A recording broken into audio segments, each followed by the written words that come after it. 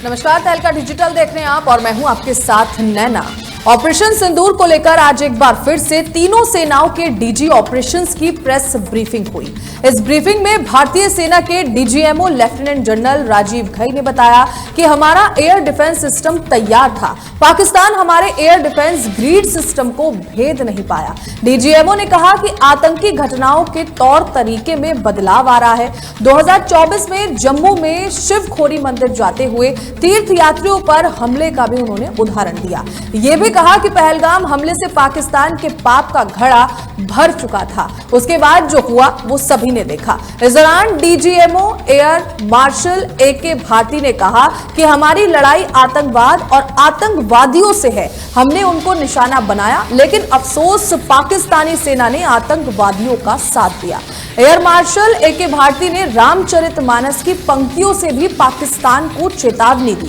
AK Bharti ने कहा कि भय बिन होत न प्रीत, बाकी समझदार के लिए इशारा ही काफी है। एयर मार्शल भारती ने कहा कि चाहे वो टर्की के ड्रोन हो या फिर किसी और देश के ड्रोन हो, हमारा एयर डिफेंस सिस्टम सभी के लिए तैयार है। सुनिए क्या कुछ कहा है उन्होंने।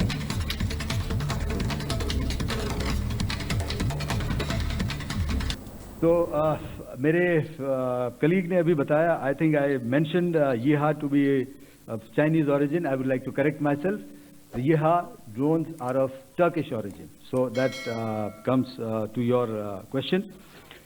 All right. चूंकि आपने शुरू किया श्री रामधारी सिंह दिनकर जी की कविता से, हमारे राष्ट्र कवि रहे हैं, और क्या संदेश दिया जा रहा है, तो मैं बस आपको रामचरितमानस की एक कुछ पंक्ति याद दिलाऊंगा, आप समझ जाएंगे। तो याद कीजिए वो पंक्ति जो है, विनय न माने जलधि जड़, भय 3 दिन बीत, बोले राम सकोप तब, भय बिन होए न प्रीत। तो समझदार के लिए इशारा ही काफी। और जहां तक ये टर्किश ड्रोन्स का सवाल है, आपने देखा किस तरह के रेकेज यहाँ पे फोटोग्राफ्स हमने दिखाए हैं,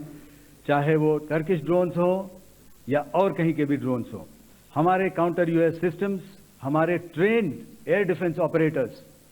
पूरी तरह सक्षम हैं, और हमारी देश की जो इंडिजिनस कैपेबिलिटी है काउंटर यूएस के लिए, उसने दिखा दिया है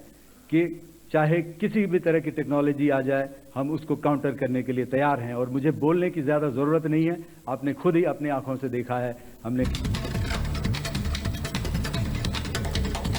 DGMO lieutenant general Rajiv Ghai ने भारत के डिफेंस लेयर को क्रिकेट के एक किस्से से समझाया। उन्होंने ऑस्ट्रेलिया और इंग्लैंड के एक मैच के किस्से से बताया कि भारत ने पाकिस्तान को कैसे रिस्पॉन्ड किया। सुनिए क्या कुछ कहना है लेफ्टिनेंट जनरल राजीव घई का। ये जो डायग्राम आप अपने सामने देख रहे हैं,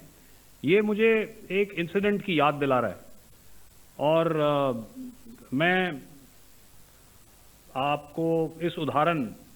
के जरिए से एक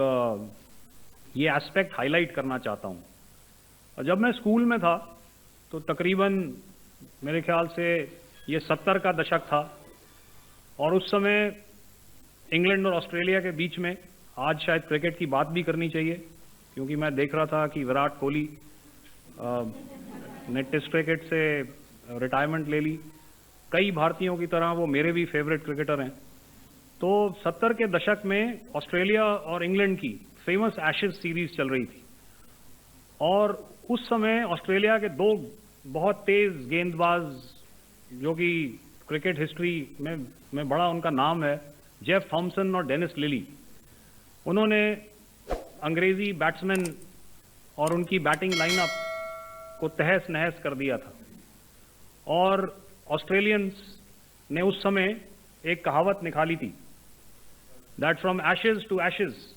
and from dust to dust, if Thommo don't get here then Lillee surely must. और अगर आप इस लेयर को देखें तो आप समझ जाएंगे कि मैं आपको क्या बताने की कोशिश कर रहा हूं। तो अगर आप सारे सिस्टम्स को पार कर भी गए, तो आपको फिर भी एयरफील्ड या लॉजिस्टिक इंस्टॉलेशन या जो भी चीज़ को आप टारगेट कर रहे हैं, उसमें पहुंचने से पहले कोई ना कोई इस लेयर्ड ग्रिड का सिस्टम जरूर गिरा देगा। जो दुर्दशा कल आपने पाकिस्तान एयरफील्ड्स की देखी और शायद आज भी एयर मार्शल भारती की प्रेजेंटेशन में, हमारी एयरफील्ड्स हर प्रकार से ऑपरेशनल हैं। यही नहीं, पाकिस्तान के ड्रोन्स और वेपनाइज्ड यूएवीज से की गई हमलावर कोशिशें भी इस ग्रिड के कारण नाकाम हुई और जो बचे कुचे ड्रोन्स थे उन्हें हमारे शोल्डर फायर्ड हथियारों से मार गिराया गया।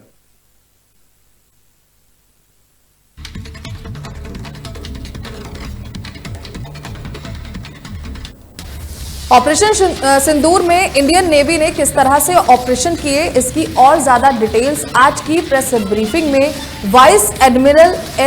एन प्रमोद ने दी है। उन्होंने बताया कि Indian Navy at will strike कर सकती है। सुनिए क्या कुछ कहना है वाइस एडमिरल एन प्रमोद का। Talk about the air defense capability. The Indian Navy operates as a composite network force capable of simultaneously addressing threats emanating from all domains, that is air, surface and subsurface,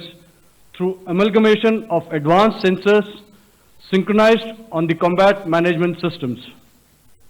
In effect, the maritime force is able to ensure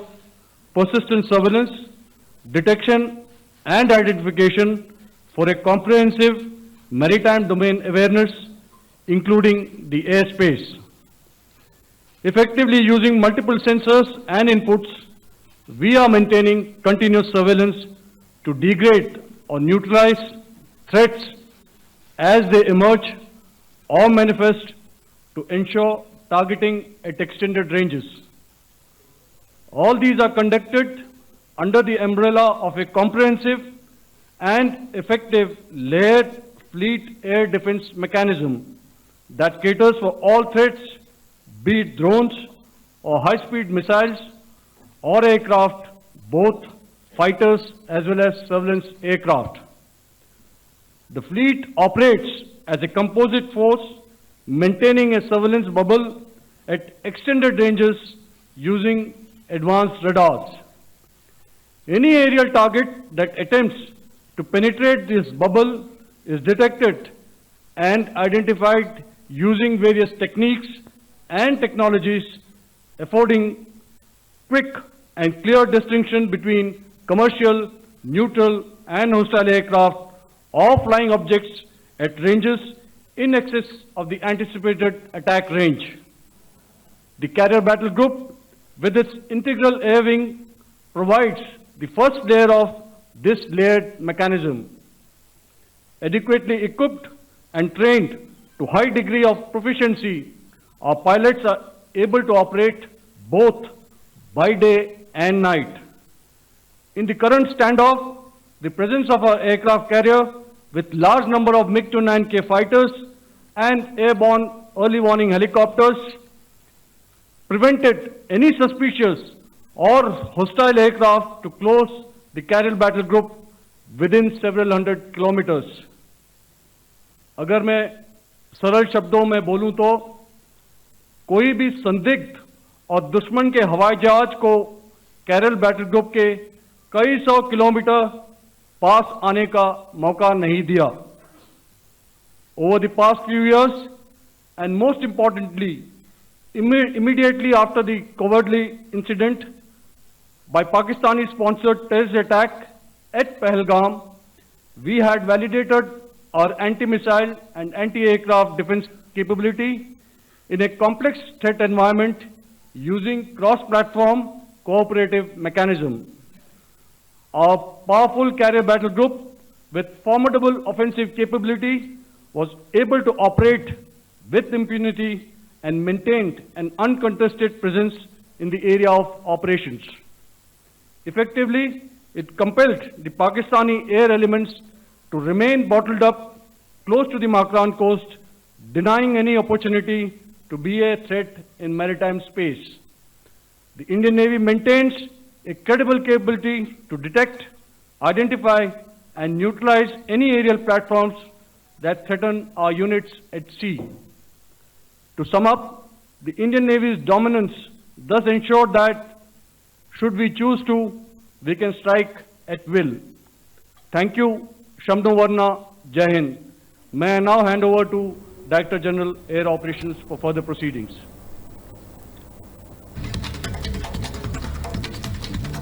और इसी पर ज्यादा जानकारी के लिए हमारे साथ जुड़ रहे हैं हमारे सहयोगी दिग्विजय।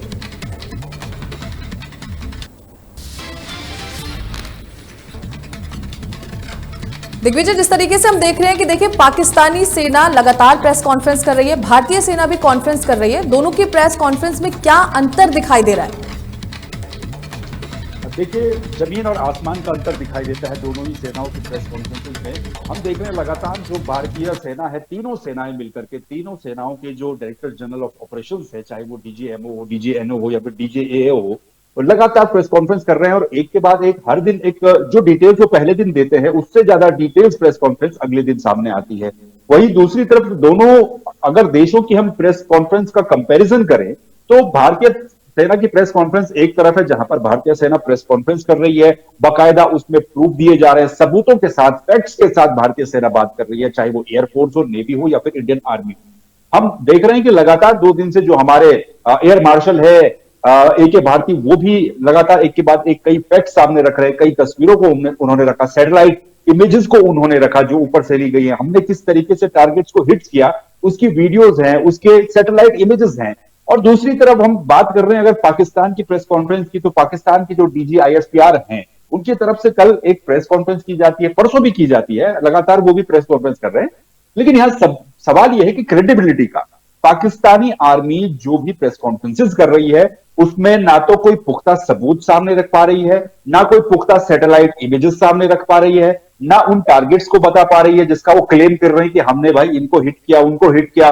पाकिस्तानी जो आर्मी है, वहां का जो मीडिया है, वो लगातार इंटरनेशनल लेवल पर और अपने देश के ही लेवल पर कई बार ये क्लेम करती आ रही कि हमने जो इंडियन फाइटर जेट्स हैं उनको हमने टारगेट किया है, उनको हमने डिस्ट्रॉय किया है। लेकिन ये सिर्फ बातों बातों में हो सकता है कि वो उसमें खुश हो जाएं, उन्हें उसमें मजा आ रहा हो आपस में बोलने में, लेकिन उसका कोई प्रूफ अभी तक पाकिस्तानी आर्मी सामने नहीं रख पाई, पहली बात। दूसरी बात ये कि हम देख रहे हैं कि जो इंडियन आर्मी है वो एक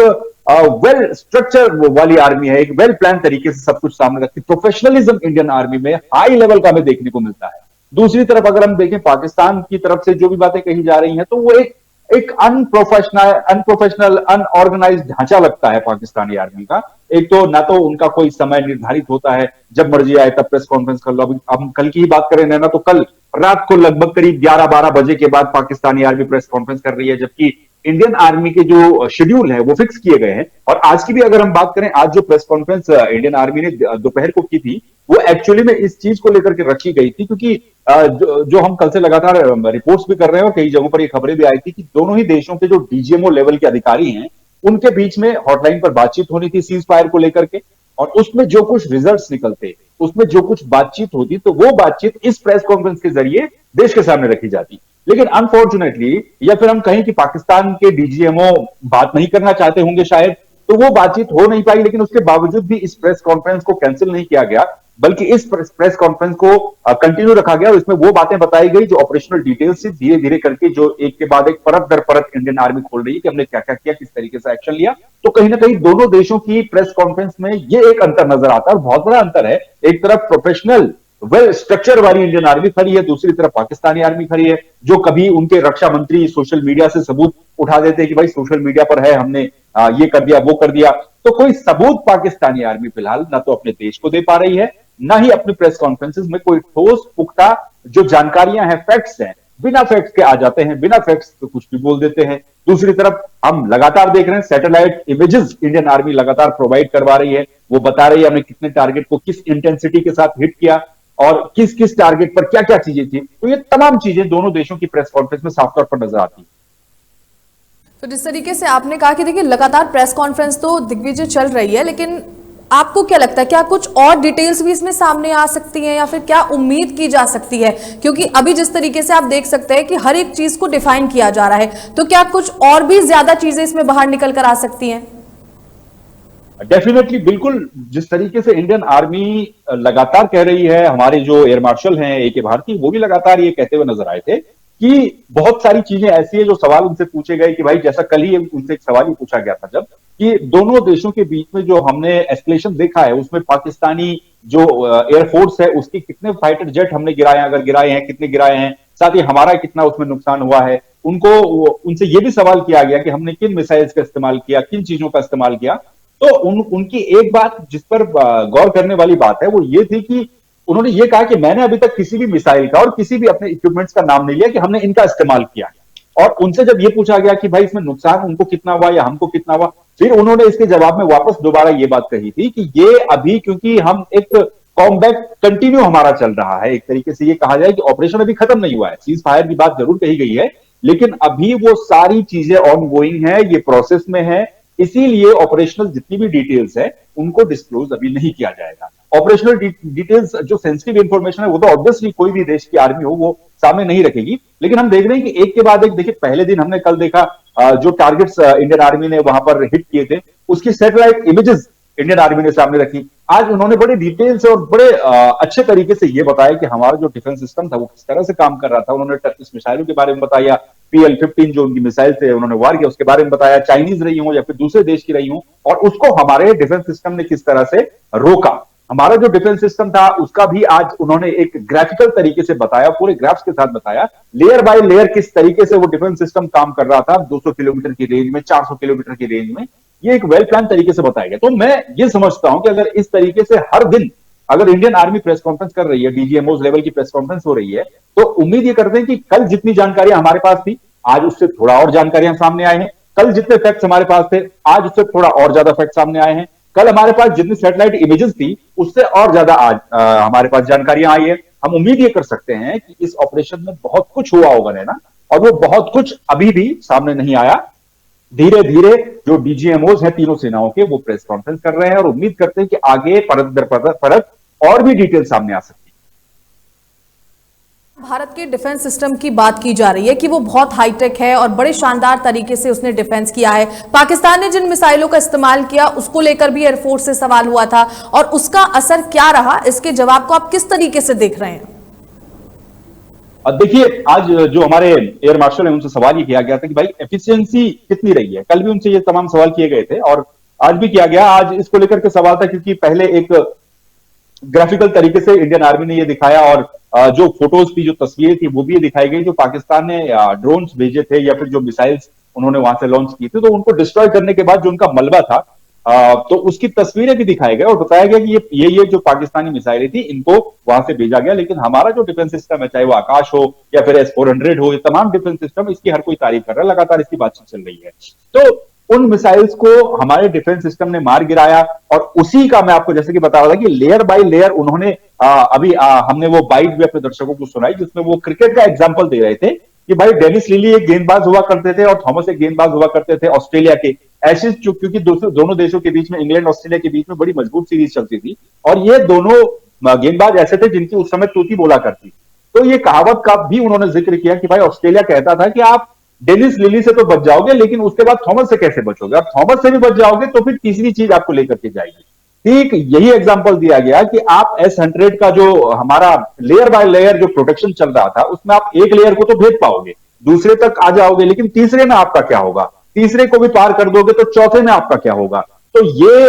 लेयर बाय लेयर जो डिफेंस सिस्टम को बहुत बारीकी से समझाया है इंडियन आर्मी ने, ये हमें ये बताता है कि चाहे वो अभी जिक्र हुआ कि भाई टर्की की मिसाइल से टर्की के ड्रोन लॉन्च किए गए थे पाकिस्तान की तरफ से, ये बात कही गई कि भाई चाइना की कुछ मिसाइल थी उनके ड्रोन इस्तेमाल किए गए, लेकिन उसी के ऊपर काउंटर जवाब देते हुए भारतीय सेना की तरफ से यह बताया गया है कि चाहे वो टर्की की हो मिसाइल, चाहे टर्की का ड्रोन हो, चाहे दूसरे किसी भी देश का ड्रोन हो, किसी भी देश की मिसाइल हो, वो भारत के जो अभेद जो सुरक्षा प्रणाली हमारी है, डिफेंस सिस्टम है, उसको भेद पाना किसी के लिए आसान बात नहीं है क्योंकि लेयर बाय लेयर वो चीज काम करती है और बहुत हाईटेक तरीके से इसको बनाया गया है, डेवलप किया गया है। इतना हाईटेक सिस्टम पाकिस्तान के पास दूर दूर तक नहीं है। दुनिया के बहुत चुनिंदा देश है जिनके पास इस तरह का सिस्टम होता है और वो उनके डिफेंस सिस्टम का एक मजबूत हिस्सा भी होता है। तो ये साफ तौर पर कहा गया है कि चाहे मिसाइल किसी भी देश की हो, हमारा जो डिफेंस सिस्टम है वो काफी मजबूत है और सिर्फ ये बातों बातों में नहीं कहा गया है। जैसा कि मैंने आपको पहले बताया कि भाई पाकिस्तान आर्मी अपने बातों बातों में ये सब चीजें कह रही है लेकिन कोई पुख्ता सबूत ठोस उनके पास कोई फैक्ट्स नहीं है, लेकिन इंडियन आर्मी ने वो सारे फैक्ट्स बताए हैं, उनकी गिरी हुई मिसाइलें बताई हैं, गिरे हुए ड्रोन्स बताए हैं और ये बताया है कि हमारा चाहे S-400 हो या फिर आकाश मिसाइल का सिस्टम हो, वो किस तरीके से काम कर रहा है और किस तरीके से हमारी तरफ आने वाली जो दिक्कतें हैं ड्रोन्स के रूप में या मिसाइल के रूप में, उनको डिस्ट्रॉय कर रहा है। दिग्विजय, देखिए अभी तो सीज फायर का ऐलान हो गया, लेकिन जिस तरीके से पाकिस्तान की जो सेना थी वो आंखें दिखाने का काम हिंदुस्तान की सेना को कर रही थी, अगर ये नहीं होता तो क्या कितने दिन तक उनका टिक पाना था हमारे सामने, या फिर किस तरीके की हरकत जो पाकिस्तान लगातार कर रहा है, जिन तरीके की हरकत आंखें दिखाने का काम वो करता है, तो क्या लगता है आपको कि अगर ये सीज फायर नहीं होता तो कैसी परिस्थितियां होती इस वक्त? अब देखिए, क्योंकि जो दोनों देशों के बीच में जो सिचुएशन रही है कुछ दिनों से, इसके ऊपर इंडियन आर्मी भी ये क्लियर कर चुकी कि देखिए कोई साधारण सी बात नहीं होती है जब दो देशों के ड्रोन्स हवा में उड़ रहे हों। एक तरीके से हम देखें ना तो ये पूरे के पूरे 2-3 दिन का जो वॉर चला है भारत पाकिस्तान के बीच में, एक वॉर इसे कह लीजिए, ये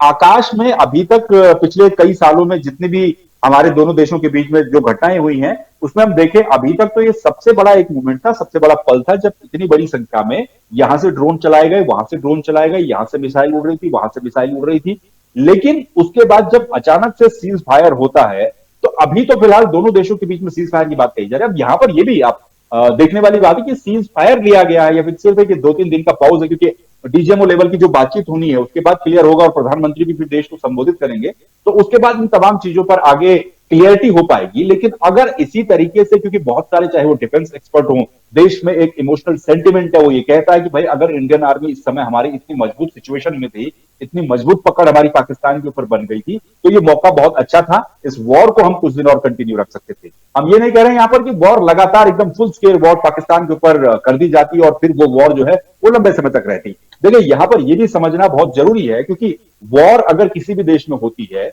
जंग अगर किसी भी देश में होती है, तो उस देश पर बहुत सारे एंगल से, बहुत सारे तरीके से दबाव भी पड़ता है और इंपैक्ट भी पड़ता है। सबसे बड़ा इंपैक्ट, सबसे बड़ी चोट उस देश की इकोनॉमी पर पड़ती है, चाहे पाकिस्तान हो चाहे भारत हो। अगर जंग वाली सिचुएशन रहती, कंटिन्यू रहती, तो दोनों देशों की इकोनॉमी जो है ऑब्वियसली वो डिस्ट्रॉय हो जाती है, उन पर इंपैक्ट बहुत ज्यादा पड़ता है। लेकिन हमारे लिए यहां पर एक एज की बात यह थी कि भारत दुनिया की इस समय 5वीं सबसे बड़ी इकोनॉमी है। ग्लोबल लेवल पर जिस तरीके से भारत ने पिछले कई सालों में डेवलपमेंट किया और इकोनॉमी को आगे बढ़ाया, तो वो हमारा एक प्लस पॉइंट था। जबकि हमारे कंपैरिजन में पाकिस्तान की इकोनॉमी, आप सबको पता ही है, वॉर के बीच में वो लोन मांगने चले जाते हैं, लोन से उनका पूरा जीवन चल रहा है, पूरा पाकिस्तान देश चल रहा है। ऐसी सिचुएशन में डिफेंस एक्सपर्ट हो या हर कोई हो, सबका मानना यह था कि भाई ये सीज फायर ना करते हुए अगर यही इसी तरीके से जो एस्केलेशन दोनों देशों के बीच में चल रहा था, खासतौर पर भारत की तरफ से, इस एस्केलेशन को अगर इसी तरीके से कुछ दिन और कंटिन्यू अगर रखा जाता, तो कहीं ना कहीं पाकिस्तान की कमर टूट जाती, एक इंपैक्ट पड़ता, एक तगड़ा इंपैक्ट, तगड़ा डेंट उनकी इकोनॉमी को पड़ता, क्योंकि कोई भी देश वॉर को सफर नहीं कर सकता इतने लंबे समय तक, खासतौर पर पाकिस्तान जैसा देश जिसमें खुद के वहां पर आप देख लीजिए आटे की क्या किल्लत है, खाने पीने की क्या किल्लत है। और ऐसी सिचुएशन में अगर वॉर हो जाए तो ना उनके पास इतने दिन का बैकअप है, ना उनके पास इतने दिन की आर्मी क्षमता है, ना उनके पास इतना असलह बारूद है, और ना उनकी इकोनॉमी अलाउ करती है कि वो एक लंबी जंग में जाए। अगर यही एस्केलेशन या फिर इस तरीके से 5-6 दिन या 7-8 दिन, एक आध हफ्ता और रहता, तो पाकिस्तान, हम समझते हैं कि पूरी तरह से डेंट पड़ता इकोनॉमी को, और मेन चोट इकोनॉमी पर करनी होती है। अगर इकोनॉमी पर एक बड़ा डेंट पाकिस्तान के हम मारने में कामयाब हो पाते, तो कहीं ना कहीं इकोनॉमी, अगर उस देश का रुपया पैसा जो घूम रहा है, इकोनॉमी पर डेंट पड़ेगा, तो नैना सीधी सी बात है कि टेररिस्ट को कौन फंड करता है भारत में आने के लिए? पाकिस्तान आर्मी फंड करती है। अगर पाकिस्तान आर्मी के फंड पर डेंट पड़ता, तो जाहिर सी बात है कि टेररिज्म पर भी डेंट पड़ता, और जो आतंकी गतिविधियां कश्मीर में होती हैं, पूरे देश में होती हैं, उन पर रोक लगाने में कुछ हद तक हम कामयाब रहते हैं। लेकिन खैर फिलहाल अभी क्या बातचीत हो रही है, क्या होनी है, इस पर नजर रखना भी बहुत जरूरी है। और सीज फायर फिलहाल कर तो दिया गया है, लेकिन कितना ये सीज फायर चलेगा, इसमें भी क्वेश्चन मार्क अभी भी है, बड़ा क्वेश्चन मार्क है। और कुल मिलाकर के इस बात का लबो-लुबाब ये है कि सीज फायर की जगह अगर ये जंग कह लें, हम एस्केलेशन कह लें, क्योंकि जंग कहना इसको ठीक नहीं हुआ, फुल स्केल वॉर ये अभी तक थी नहीं, अगर ये कुछ समय और खींचती, तो ऑब्वियसली जाहिर सी बात है एक बहुत बड़ा डेंट हमारी इकोनॉमी को, तो जितना भी पड़ता है उतना पड़ता है, हमारे पास क्षमताएं हैं, लेकिन पाकिस्तान की इकोनॉमी को, उनकी आर्मी को एक बहुत बड़ा डेंट जरूर पड़ता है।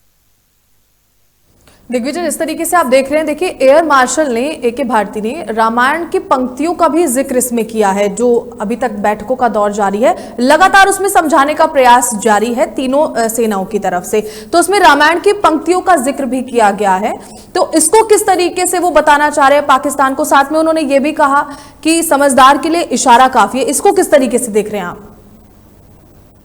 देखिए, हम लगातार 2 दिन से ये देख रहे हैं कि इंडियन आर्मी के डीजीएमओस जब प्रेस कॉन्फ्रेंस करने आ रहे हैं तो उससे पहले एक वीडियो चलाया जा रहा है। हमने कल भी देखा, जो वीडियो चलाया गया उसमें शिव तांडव स्त्रोतम बजाया गया शुरुआत में, और आज रामधारी सिंह दिनकर की कविता की कुछ लाइनें थी उसको दिखाया गया, उसके माध्यम से वो वीडियो दिखाया गया। और लगातार सोशल मीडिया प्लेटफॉर्म पर भी सेना, इंडियन आर्मी की तरफ से कुछ वीडियोस जारी किए गए जो कि बता रहे हैं कि किस तरह से हमारे देश की आर्मी ने काम किया इस पूरे ऑपरेशन में, और किस तरीके से अभी भी जो प्रोसेस उनकी थी वो चल रही थी। तो इससे कहीं ना कहीं, और फिर जब आज हमारे जो एयर मार्शल हैं भारती साहब, तो उनसे जब सवाल किया गया कि भाई क्या आगे इसमें होगा और इस तरीके से ये क्या संदेश देने की कोशिश की जा रही है, तब उन्होंने रामायण की, रामचरितमानस की वो पंक्तियां भी कही हैं कि भय बिन होत न प्रीत, भाई जब तक आप डर नहीं दिखाएंगे तब तक कुछ नहीं होगा। ये, और उसके बाद उन्होंने कहा कि आप समझदार हैं, इशारा खुद समझ लीजिए। तो कहीं ना कहीं इशारों ही इशारों में सही और बातों ही बातों में सही, फैक्ट के साथ भी पाकिस्तान को एक मैसेज देने की कोशिश की जा रही है कि अब वो बातें नहीं चलेंगी कि आप टेररिस्ट को फंडिंग कर रहे हैं, टेररिस्टों को पाल रहे हैं, उनको हथियार दे रहे हैं, मिशन दे रहे हैं, उनकी ट्रेनिंग कर रहे हैं और उसके बाद सीमा पार आप उनको करवा रहे हैं। अब आप अगर कोई भी एक मिस्टेक करेंगे तो उसका जवाब आपको मिलेगा। हमने पिछले दिनों देखा, भारत सरकार ने भी ये साफ किया है कि भारत में अगर कोई भी टेररिस्ट एक्टिविटीज होती है, आतंकी गतिविधियां होती हैं, तो उन आतंकी गतिविधियों को हम as a act of war लेंगे। ये बहुत बड़ा डिसीजन था। अब ये बात बोली गई है, इस पर अमल होगा नहीं होगा वो बात की बात है, लेकिन ऑब्वियसली अगर सेना ने बोला है, भारत ने बोला है, देश की सरकार ने बोला है, और आतंकवाद पर तो वैसे भी जीरो टॉलरेंस की नीति होनी चाहिए, पहले भी भारत की रही है, लेकिन अब ये साफ कर दिया गया है। इस बार तो एग्जाम्पल देकर के ये बातें दिखाई गई है ना कि हमने पहलगाम के बाद आपके 9 जो आतंकी ठिकाने थे उनको किस तरह से निस्तनाबूद कर दिया, उसके सबूत दे दिए, उसके सैटेलाइट इमेजेस दे दिए। तो है, आपको दिखाना पड़ेगा पहले। हम लगातार, क्योंकि दोनों देश न्यूक्लियर वेपन से लेस देश है, और भारत ऐसा पहला देश भी है जिसने एक न्यूक्लियर परमाणु शक्ति वाले देश के घर में जाकर के इस तरीके की कार्रवाई को अंजाम दिया है। इससे पहले किसी देश ने ऐसा नहीं किया है। तो मैसेज क्लियर है, मैसेज साफ है। इस तरीके की एक्टिविटियां अगर होंगी तो कुछ आतंकी अड्डे तो हम उड़ा चुके हैं, लेकिन 21 की वो लिस्ट थी ना जो सामने आई थी, उसमें से अभी 9 जो आतंकी ठिकाने हैं उनको टारगेट किया गया है, और 21 में से आप 9 कम कर दीजिए तो उसके बाद जितने आतंकी ठिकाने बचते हैं 12, वो 12 आतंकी ठिकाने अभी भी भारत की हिट लिस्ट में होंगे, जरूर होंगे। और यही मैसेज देने की कोशिश की गई कि भाई आपको दिखाना पड़ेगा। जब तक आप भय नहीं दिखाएंगे, जब तक आप ये नहीं दिखाएंगे कि व्हाट वी कैन डू, हम क्या कर सकते हैं, तब तक इसी तरीके से जो पाकिस्तान का एक लूप में पूरा उनका सिस्टम चलता है, लूप में उनकी फंडिंग होती है आतंकवादियों को, उनकी खुफिया एजेंसियां किस तरह से काम करती हैं, हाफिज सईद को वो किस तरीके से ट्रीट करते हैं, मौलाना मसूद अजहर को किस तरीके से ट्रीट करते हैं, जलालुद्दीन को किस तरीके से ट्रीट करते हैं, वहां आतंकवादियों को जिनको भारत ने मारा है उनके फ्यूनरल में उनके जो आर्मी के बड़े बड़े अधिकारी हैं वो वहां पर खड़े हो रखे हैं, वो उन आतंकियों के फ्यूनरल में जा रहे हैं, उनको बकायदा पुष्पांजलि अर्पित कर रहे हैं। तो ये दुनिया देख रही है ना, दुनिया साफ देख रही है कि टेररिज्म पर, आतंकवादियों पर पाकिस्तान का स्टैंड क्या पहले से रहा है, और इस समय तो पूरी दुनिया उसको देख रही है कैसे वो उनको निर्दोष बता रहे हैं, उनको अपना नागरिक बता रहे हैं, जिन्होंने पहलगाम जैसी घटना को अंजाम दिया, जिन्होंने मुंबई धमाके किए, जिन्होंने ताज होटल पर अटैक किया, जिन्होंने पार्लियामेंट अटैक किया, वो उनके लिए वहां पर हीरो है, वो उनके लिए आइडल है। तो अगर आपके ऊपर डिपेंड करता है कि आप अगर उनको अपना आइडल मानते हैं तो फिर आप सोच लीजिए आपके साथ फिर क्या होने वाला है। ये पूरा मैसेज कन्वे करने की कोशिश की गई ऑपरेशन सिंदूर के पहले दिन से लेकर। विजय, शायद इसीलिए पाकिस्तानी सेना को ज्यादा मिर्ची लग रही है, क्योंकि जिस तरीके से आपने बताया कि आतंकवादियों के साथ उनका व्यवहार लगातार कैसा रहता है। बहुत बहुत शुक्रिया खास जानकारी देने के लिए।